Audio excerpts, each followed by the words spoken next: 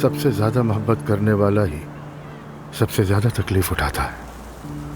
बिनान ने कभी शादी नहीं की। उसके वालिद चाहते थे कि वो शादी करे, मगर वो अपने इश्क को नहीं भुला सकी।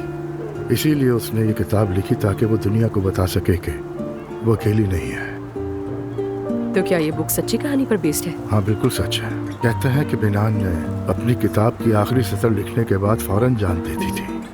उसके वालिद को ये कहानी मिली और तभी उन्हें पता चला कि उनकी बेटी के दिल में क्या कुछ छुपा हुआ था।